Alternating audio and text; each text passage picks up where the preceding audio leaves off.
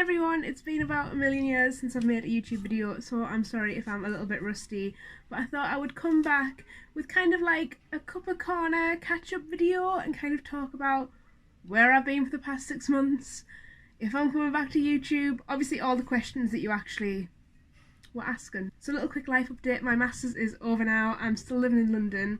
I actually finished my Masters in July and then I had a couple of months off because we have to get registered with the government to call ourselves speech therapists, and I fucked up my forms really badly, so it took about 2 months for those to all come through, but I am now a real proper speech therapist, which is really exciting, and I actually have a job. I am working across 5 secondary schools in London doing speech therapy, doing the thing that I have trained for 2 years to do and still somehow feel completely unqualified for. I don't know who I need to talk to about this scam, but it's not good. Like, someone hired me. I sat in front of a board of people and they were like, yes, this is the human we want to expose children to. Also, children in London, they're gonna sound like me. They're gonna be real northern. So you might think, Lauren, in those 2 months that you just were unemployed, leeching off people, you probably got a lot of reading done? You'd be really wrong. Fun fact about me, when I don't have a structure like university or work, my mental health just like nosedive, not good. It's not funny. No, it's not funny. I'm not gonna cry, it's funny. Am I gonna cry? But basically, reading, we don't know her. I read like 1 book a month. So the book I read in like June, July time was Good Omens by Neil Gaiman and Terry Pratchett. You might be like, Lauren, why are you rereading Good Omens? Because bitch, I watched Good Omens and it was the first time I've hyperfixated on anything since I was 15 years old. I thought I had left that behind me. I am a 23-year-old woman with a master's degree, a master of science, if you will. And I got obsessed with a really gay TV show. And like, I know you're thinking, oh Lauren, you're saying obsessed, but like, obsessed is a strong word. I have not written fan fiction since I was 17 years old. Guess who got a new AO3 account? Guess who, because this is what the kids do, has a cosplay TikTok account. If you don't think I cosplay Aziraphale constantly, you are wrong. I bought a bow tie. Who does that? So as you can imagine, I fell deep into the TikTok cosplay community. And that's another reason I didn't read, because like 5 hours a day was spent making, filming, editing TikToks for all 5 of my followers. They're the real ones. So yes, I decided to reread Good Omens, which was actually really nice because I hadn't read it since I was like 16, 17, and I loved it at the time, but I just remember thinking that it was really boring that Aziraphale and Crowley weren't in it that much, and obviously the TV show mostly revolves around Aziraphale and Crowley. So like, Neil Gaiman, way to glow up, way to like take the memory of someone you love and like honour them. It was beautiful, it was incredible. Did I mention it was gay? Because it was gay. I'm gay. In August, I read 2 whole books. One was a translated piece of fiction called Slow Boat, which is part of the beautiful Pushkin Press series of books they brought out quite recently. And then the other one was a little blue penguin mini modern called The 3 Electrolytes by Stanislaw Lem, which technically also translated. And finally, I found a piece of Stanislaw Lem that I loved. It was sci-fi, but told as if it was fairy tales, and it was just beautiful. It was like the Grimm brothers meets H.G. Wells. Flawless. Then throughout the month of September I was switching between reading physical copy and listening to an audiobook of 20,000 Leagues Under the Sea. I have been trying to read this since like February. I am so happy that I finished it. I finished it yesterday, and my god, if you want to learn about the kingdom, phylum, class, order, genus and species of every damn fish a submarine can go past in the world, do I have the book for you. At least 100 pages in this tome were dedicated to just giving me the exact classification of two fish that look exactly the same.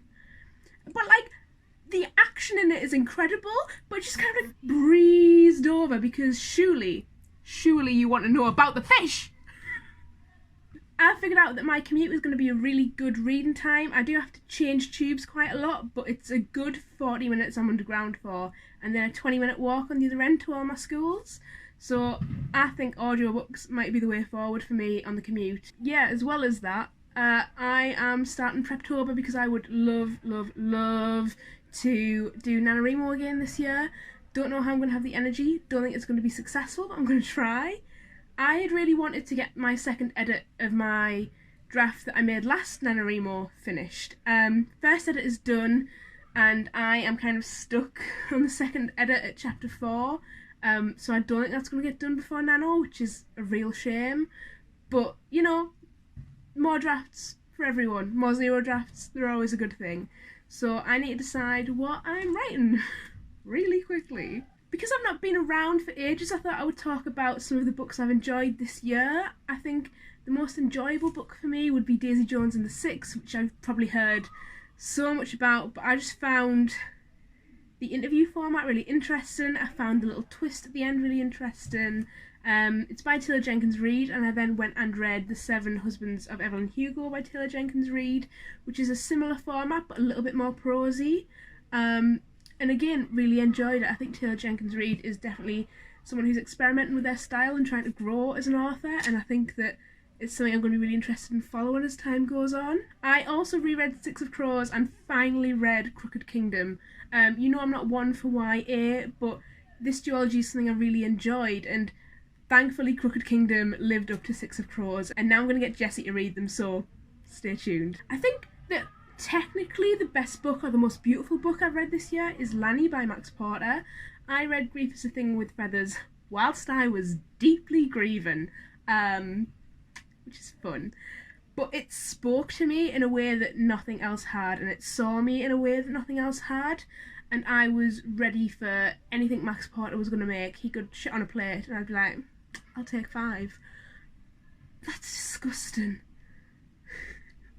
But Lanny is about folklore and children and family, and it's just beautiful, and there's a lot of local folklore in my writing at the minute, so it was really nice to see that done effortlessly. It was a crafted thing of beauty. It was incredible. If it doesn't win the Booker, I am gonna be mad, but then again, I've not read any of the others, so maybe they are better. I have such strong opinions. I actually went to a literary event in the past couple of months. Alice Oseman is one of my favourite writers. She writes YA, and she's recently been launching her graphic novel, the second volume of it, Heartstopper. Chef's kiss, beautiful, incredible. So me and my other half went to her talk at Waterstones Piccadilly and the signing, and about to be real gay, watching my boo walk up to my favourite author and being like, you are the reason I read again. Thank you. It was really cute. I am emotional even thinking about it, but obviously I'm a twat and just panicked and was just like, hi, you're really good. I'm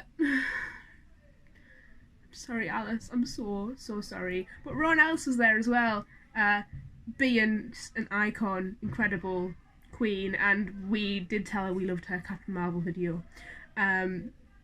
because of stans. I've read quite a lot of translated fiction so far this year, and the key one I want to talk about is Crimson by Nivek Corneliusson. Michael from Knowledge Lost has an incredible podcast all about translated fiction, and I was invited on as a guest. I came on to talk about Crimson and about its queer themes and all about the book, really. And it was just so nice to be able to talk about queerness around the world and in contemporary fiction and in a really honest, gritty, just relatable novel. Like, people like, oh, the representation was so good, it was so relatable, but like, this showed the good bits and the shit bits and the community and the lack of community you feel grown up queer or grown up closeted, and it was really refreshing to read, and me and Michael had a really good discussion about it. The podcast is now live, and I will put a link to it down below because I have things to link now. Obviously I'll link Michael as well because incredible, iconic. I know my phone is running out of battery, so I am getting really fast. The last thing I want to talk about is really exciting. I was finally brave enough to send off some of my poetry into the world.